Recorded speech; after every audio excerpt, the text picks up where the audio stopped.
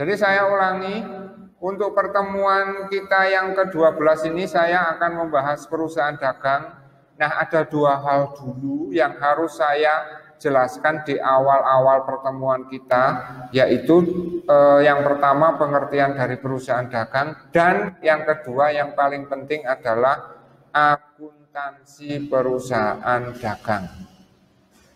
Oke, kalau pengertiannya saya yakin Anda tidak mengalami kesulitan untuk memahami apa sih perusahaan dagang dan contoh perusahaan dagang itu apa. Saya yakin Anda tidak akan mengalami banyak kendala atau banyak masalah. Nah, pengertiannya perusahaan dagang adalah perusahaan yang menjual barang, tetapi barang yang dijualnya itu tidak dibuat sendiri. Contohnya Indomaret, terus tuku, kemudian counter, HP, dan lain-lain. Itu adalah contoh perusahaan dagang. Nah, kemudian yang paling penting yang ingin saya tekankan adalah untuk perusahaan dagang atau akuntansi perusahaan dagang itu nanti ada dua pencatatan, ada dua cara pencatatan akuntansinya dengan menggunakan jurnal umum, ya. Ada yang kedua adalah dengan menggunakan jurnal khusus. Jadi nanti untuk pencatatan akuntansinya di perusahaan dagang itu ada dua model, dengan menggunakan jurnal umum, kemudian menggunakan jurnal khusus. Nah, kedua-duanya akan kita pelajari nanti. Kemudian yang berikutnya, yang ketiga yang ingin saya tekankan adalah rekening di perusahaan dagang ada perbedaan dengan rekening pada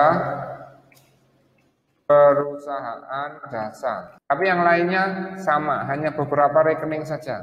Oke, kemudian yang keempat yang ingin saya tekankan,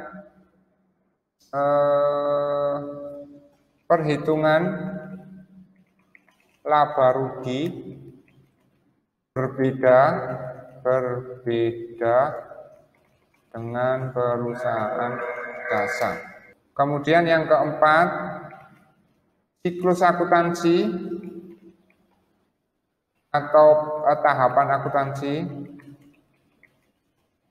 perusahaan dagang dengan jasa sama saja. Artinya tidak ada penambahan atau pengurangan. Jadi prosesnya sama. Oke, paham ya? Ini dulu yang benar-benar harus Anda pahami dulu. Terutama poin yang nomor 2. Ya, bahwa akuntansi untuk perusahaan dagang itu nanti pencatatannya ada yang dengan menggunakan jurnal umum biasa, ada yang menggunakan jurnal khusus. Nah, nanti kita akan belajar kedua-duanya. Kita akan belajar kedua-duanya. Oke, paham ya?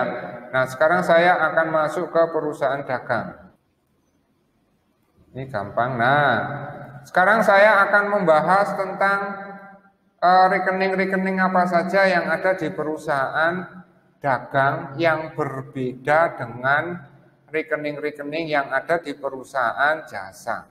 Yang pertama adalah rekening persediaan barang dagang. Nah, ini adalah rekening yang berbeda dengan perusahaan jasa. Kalau di perusahaan jasa tidak ada rekening persediaan barang dagang, tapi kalau di perusahaan dagang ada yang namanya rekening persediaan dagang. Rekening-rekening yang lainnya sama dengan perusahaan jasa, ada kas. Nah, untuk piutang usaha ini nanti diganti piutang dagang ya. Sama saja kok pengertiannya, piutang usaha sama piutang dagang.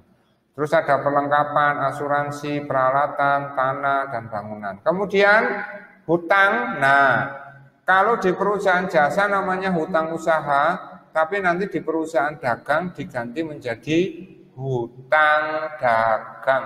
Kemudian ada hutang gaji, hutang bank, pendapatan diterima di muka sama seperti perusahaan jasa. Modal pun sama, ada modal awal, ada prefer.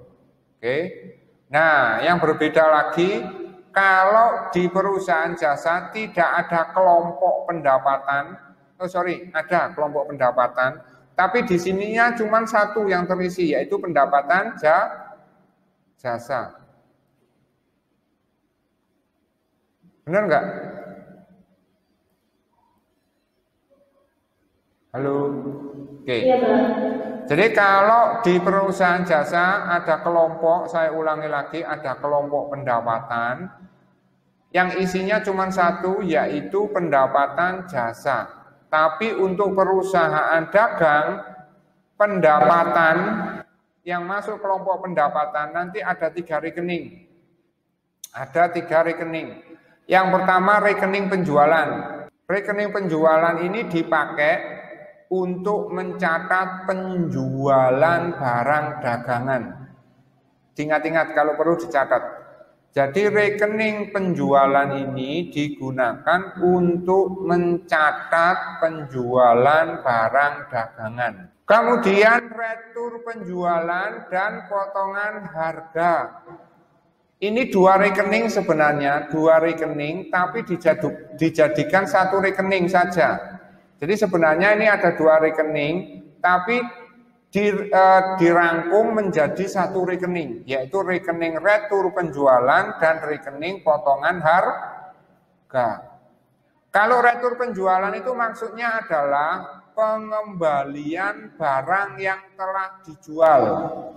Ingat-ingat, retur penjualan adalah pengembalian barang yang telah dijual karena cacat. Jadi tidak semua barang yang kita jual itu dalam kondisi baik. Ya, kadangkala ketika barang itu sudah nyampe di gudangnya pihak pembeli, barangnya ada yang cacat karena rusak dalam perjalanan.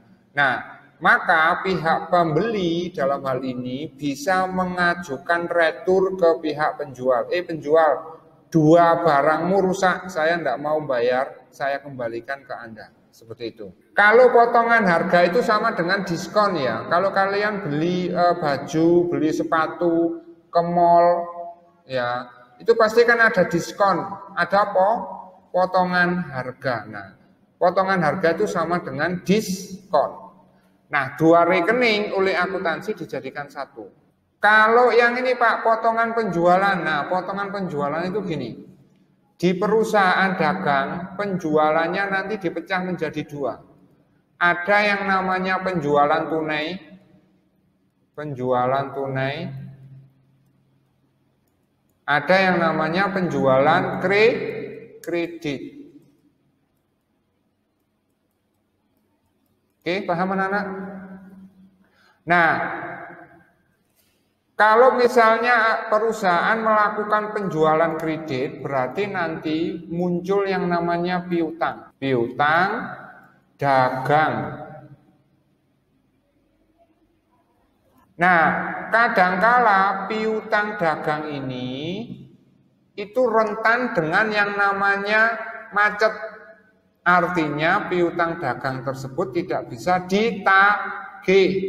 Biasanya kalau piutang dagang itu umurnya sudah lama sekali belum dibayar-bayar, kemungkinan besar piutang dagang itu tidak bisa ditagih. Nah, untuk memberikan insentif kepada pihak pembeli yang membeli barang secara kredit supaya sesegera mungkin melunasi hutangnya, maka dikasihlah potongan penjualan. Pembeli, terutama pembeli yang kredit loh ya. Kalau kamu nanti bayar ke saya 10 hari setelah tanggal penjualan, nanti tak kasih potongan. Misal, kalau bingung, saya menjual barang ke Ria 1 juta. Penjualannya secara kredit. Ria tidak langsung membayar, paham nggak dari sini? Nah, saya tahu Ria itu senengannya nggak mau bayar, sering nggak bayar. Oleh karena itu saya ngasihkan insentif ke Ria. Ria, kalau pembelian kredit yang kamu lakukan ke saya itu, kamu lunasi 5 hari setelah tanggal pembelian, nanti kamu tak kasih potongan. Jadi kamu tidak usah bayar full 1 juta, tak kasih potongan. Nah, potongan yang diberikan seperti itu disebut dengan potongan penjualan.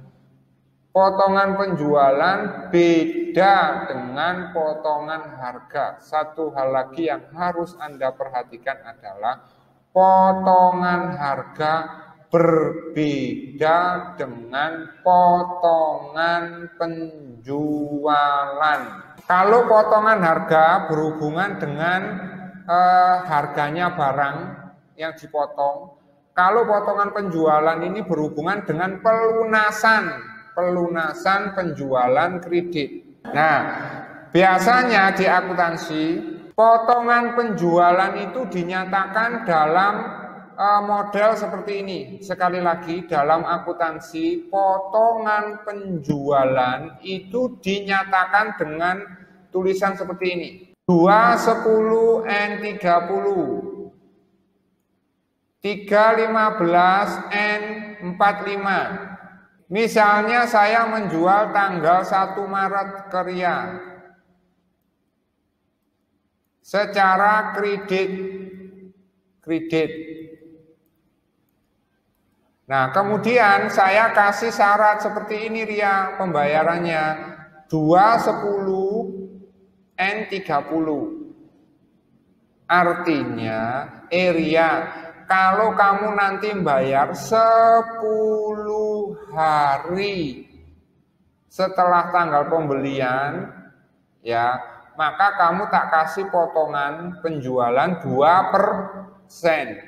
Berarti saya memberikan target waktu sampai tanggal 11. Kalau Ria membayar hutangnya ke saya antara tanggal 1 sampai tanggal 11, maka Ria akan saya kasih potongan 2%. Tapi kalau Ria bayarnya tanggal 12 Maret, maka Ria tidak akan dapat potongan yang 2%. Nah, yang N30 itu maksudnya apa, Pak? Batas terakhirnya adalah tanggal 30 Maret. Maksudnya gitu, Maret. Nih, batas terakhirnya sini. Kalau misalnya bayarnya di atas tanggal 30, Pak, maka nanti pihak pembeli akan dikenakan yang namanya denda. Karena penjualan kredit itu rentan dengan yang namanya piutang macet. Piutangnya tidak dapat ditagih. Makanya penjualan kredit itu selalu menyertakan tanggal akhir atau batas akhir pembayaran. Kemudian kalau yang syarat yang ini, Pak, syarat yang ini sama saja. Kalau syarat yang ini gimana, Pak? Dengan menggunakan contoh yang sama, penjualan kreditnya tanggal 1 Maret, berarti nanti kalau misalnya Anda membayar, misalnya penjualannya 1 Maret. Kalau Anda membayar atau melunasi hutang Anda, ya, 15 hari setelah tanggal pembelian kredit ini, berarti tanggal 16 kan? Tanggal 16 Maret.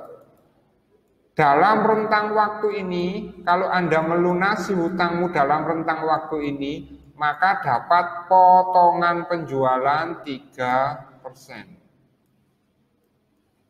Nih, 3%-nya dari sini. Batas akhirnya adalah 45 hari. Berarti tanggal 1 kamu tambah dengan 45. Ya. Berarti bulan berikutnya. Anggap saja Maret tanggalnya habisnya tanggal 30. Berarti 45 saya kurangi 30. Berarti 15. Berarti tanggal 15 April batas akhirnya. batas akhirnya. Ria, kalau nggak bisa pindah kelas. Kalau misalnya bayarnya itu tanggal 17, berarti masuk sini kan? Dapat potongan nggak? Tidak. Berarti dia harus bayar penuh. Harus bayar penuh. Misalnya penjualan kreditnya tadi 1 juta. Misalnya penjualannya 1 juta. Maka kalau pelunasannya tanggal 17 Maret, maka ya pihak pembeli harus bayar 1 juta. Ibu Nurul, kalau bayarnya tanggal 10 Maret, dapat potongan enggak? Dapat. Berarti nanti bayarnya berapa Pak? 1 juta, Anda kurangi dulu dengan 3%. Selisihnya ini yang kamu bayarkan, gitu loh. Sebenarnya pemberian potongan penjualan itu tujuannya cuma satu, agar pihak pembeli itu sesegera mungkin melunasi hutangnya. Karena kalau tidak seperti itu, ya kemungkinan piutang itu tidak terbayar itu besar sekali.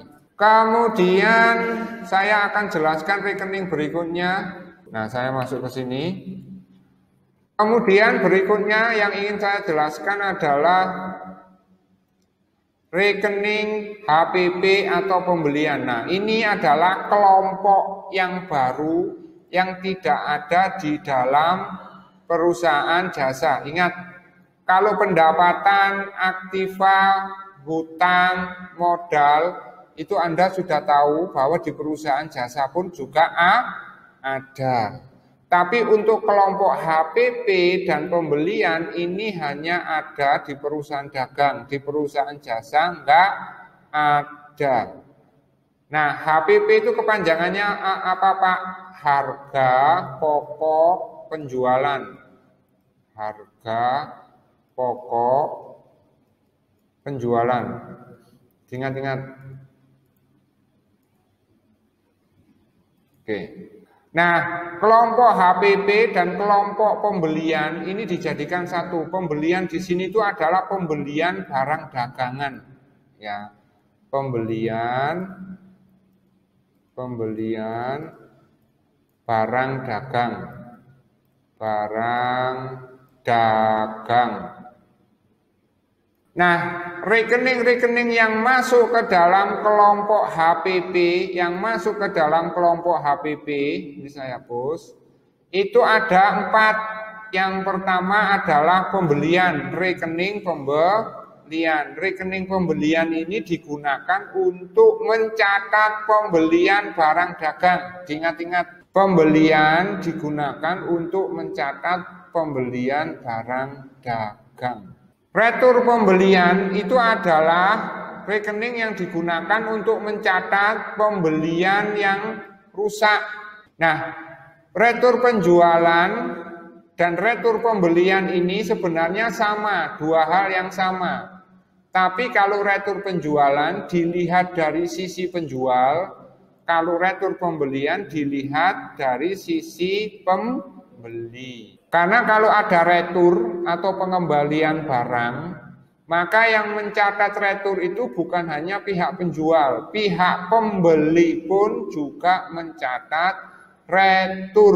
Ingat-ingat, kalau ada retur, maka yang mencatat kedua belah pihak, yaitu pihak penjual maupun pihak pembeli. Kemudian potongan pembelian itu sama dengan potongan penjualan. Kalau potongan penjualan ditinjau dari sisi penjual, kalau retur pembelian ditinjau dari sisi pembeli.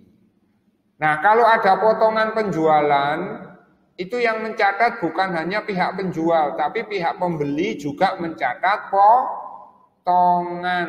Jadi kedua-duanya mencatat. Bagi pihak penjual, potongan yang diberikan itu dicatat ke dalam rekening potongan penjualan.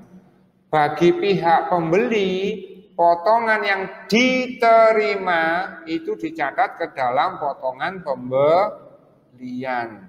Kalau biaya angkut pembelian ini adalah biaya yang dikeluarkan oleh pihak pembeli karena membayar beban angkut pas waktu membeli barang. Ketika pihak pembeli membeli barang, kemudian pihak pembeli yang harus menanggung biaya transportasi, maka nanti biaya memindahkan barang dari gudangnya penjual ke gudangnya pembeli atau biaya transportasinya itu dicatat ke dalam biaya angkut pembelian. Oke, ini ada pertanyaan dari Jo Sambila. Pak, kalau gratis ongkir itu dicatat juga atau tidak? Oke, kalau misalnya ongkos kirimnya itu ditanggung oleh pihak penjual, maka nanti yang mencatat ongkos kirim tersebut hanyalah pihak penjual saja. Pihak pembeli tidak melakukan pencatatan apa-apa. Nah, pihak penjualnya nanti pakai rekening apa Pak? Pakai rekening beban angkut penjualan. Nah, beban angkut penjualan. Maka nanti yang mencatat hanya pihak penjual. Tapi kalau ongkos kirimnya itu yang nanggung harus pihak pembeli, maka yang mencatat ongkos kirim itu adalah pihak pembeli. Pihak penjual tidak melakukan pencatatan apa-apa. Kalau rekening berikutnya ini sama saja ya, yaitu beban atau biaya operasional, sama seperti perusahaan jasa, ada beban gaji, beban iklan, beban angkut penjualan tadi, terus gaji kantor, beban listrik, beban telepon. Nah, cuman kalau di perusahaan jasa beban-beban ini dijadikan satu, beban-beban ini dijadikan satu. Tapi kalau di perusahaan dagang beban-beban ini dipecah lagi, dikelompokkan. Jadi dari beban-beban yang ada nanti dikelompokkan. Jadi beban-beban dikelompokkan ke dalam dua kelompok, yaitu beban penjualan dan beban admin dan umum. Beban penjualan ini adalah beban-beban yang dibayar perusahaan yang berhubungan dengan penjualan. Maksudnya yang berhubungan dengan kegiatan menjual. Kayak beban iklan kan bertujuan untuk meningkatkan penjualan, benar nggak? Berarti dia masuk kategori beban penjualan. Beban sales, beban gaji sales itu diperlukan untuk apa? Untuk meningkatkan penjualan. Berarti kan beban ini berhubungan dengan penjualan, maka dikelompokkan ke dalam beban penjualan. Kalau beban administrasi dan umum itu adalah beban operasional biasa yang berhubungan dengan pekerjaan di kantor. Beban listrik, beban telepon, beban gaji pegawai kantor, dan seterusnya. Oke. Siap. Silakan. Itu kenapa gaji pegawai di Gimana Perwira? Suaramu putus-putus, coba kamu ketik aja. Oke, kamu ketik aja. Sambil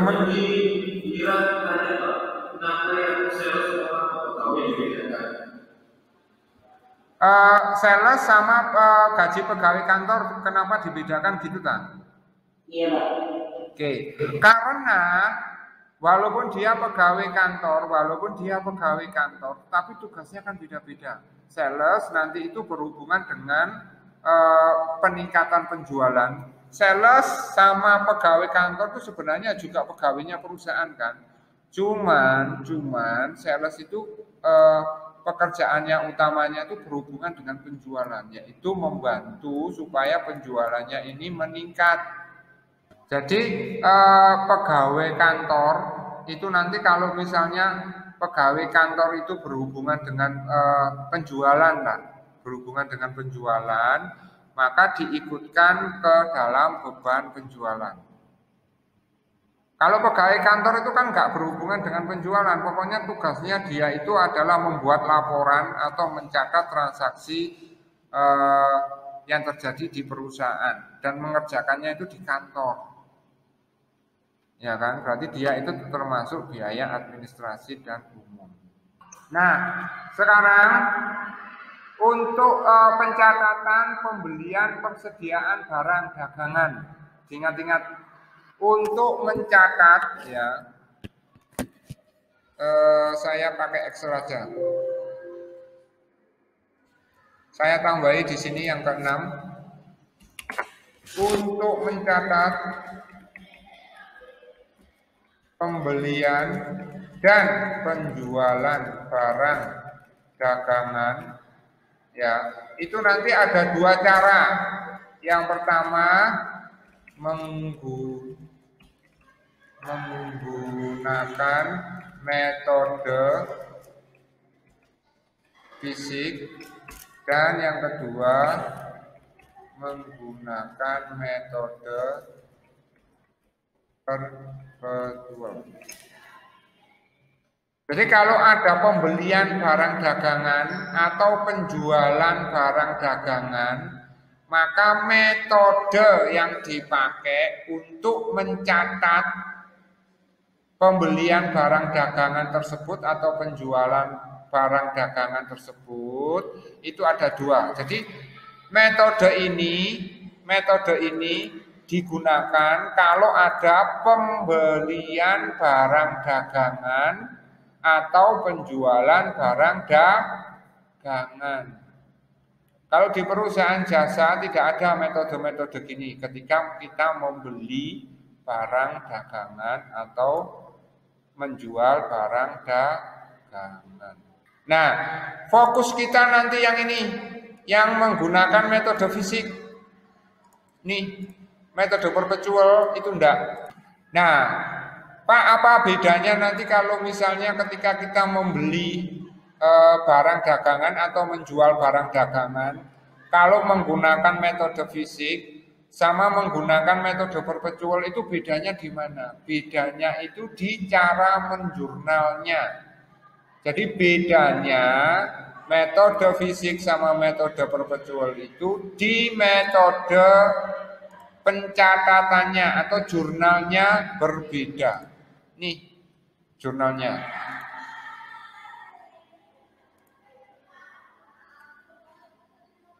Oke.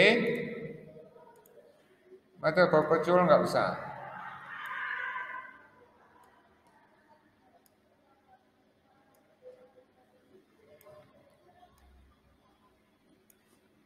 Nih, kalau yang ini sampai sini, oh sorry, yang ini kebablasan. Kalau yang ini sampai sini, ini berhubungan dengan pembelian.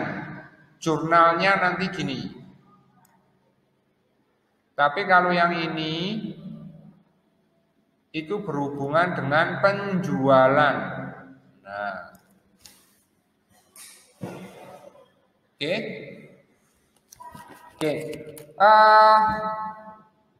Biar Anda tidak terlalu bingung, ya terlalu banyak teori, maka Anda ingat-ingat ini dulu aja. 6 poin ini. 6 poin ini Anda ingat-ingat. Kita coba untuk mencatat transaksi ya. Kita coba untuk mencatat transaksi. Kita coba untuk mencatat transaksi ya. Mencatat transaksi perusahaan dagang. Oke. Saya bantu satu persatu. Perhatikan di sini ada transaksi tentang nih.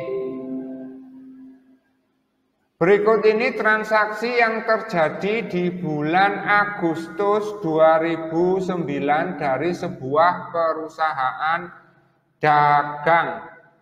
Ya, terserahlah apa namanya ya. Kalau di sini itu adalah namanya itu PT Nugraha, PT Nugraha. Jadi Anda sebagai pegawainya PT Nugraha. Nah, tanggal 2 Agustus PT Nugraha tadi membeli barang dagangan. dari CV laris secara kredit dengan syarat pembayaran kreditnya 2, 15, N 30.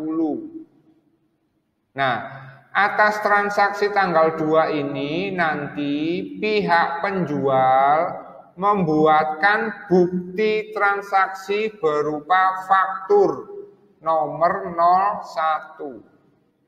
Jadi F01 itu adalah faktur 01, nomor 01. Si membuat pihak penjual. Oke, berarti kalau tanggal 2 Agustus itu ya, tanggal 2 Agustus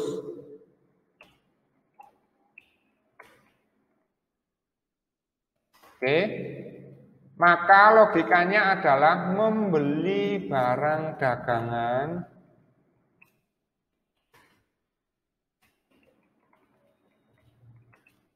secara kredit. Oke, paham? Berarti ini kan kita harus mencatat pembelian. Harus mencatat pembelian barang dagangan. Nah, tadi sudah saya jelaskan kalau ada pembelian barang dagangan atau penjualan barang dagangan, maka kita harus tanya dulu. Maka Anda harus tanya dulu, pakai metode yang mana? Metode fisik atau perpetual. Nah, karena kita fokusnya ke metode fisik, perpetualnya dianggap tidak ada wis. Jadi kita setiap kali melakukan pembelian maupun penjualan secara kredit, maka kita akan menggunakan atau kita selalu menggunakan metode fisik. Nah, kalau menggunakan metode fisik,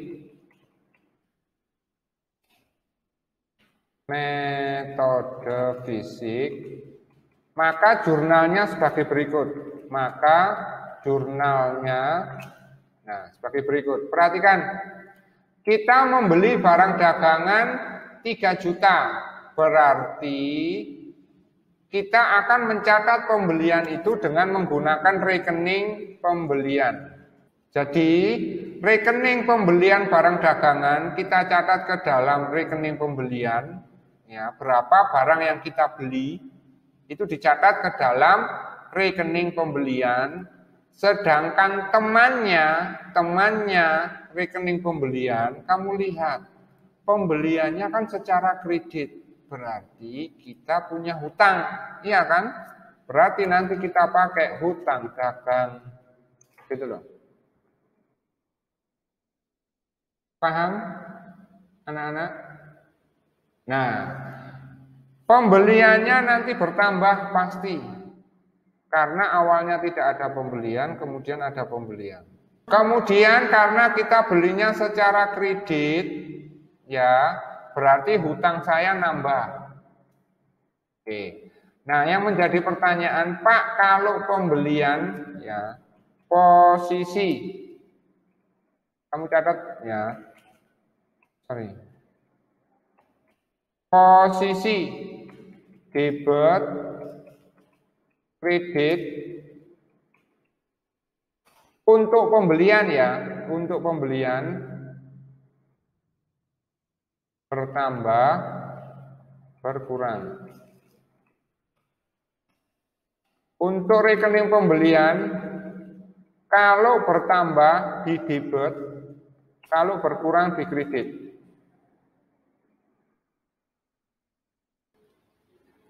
Anda ingat-ingat?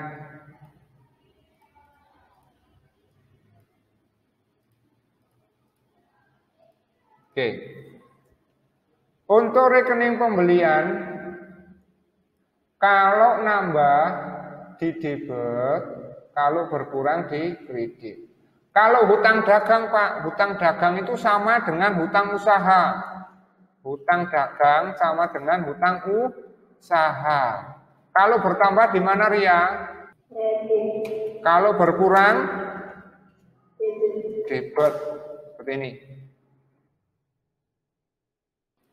Oke, berarti dari dua rekening ini pembelian nambah berarti di D ini. Kemudian hutang bertambah di K berarti ini. Jadi jurnalnya adalah pembelian di atas, hutang dagang, keliru.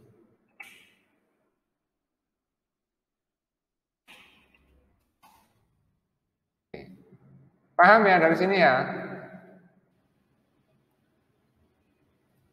Oke. Berapa Pak pembeliannya? Nah, ini pembeliannya berapa? 3 juta, maka 3 juta.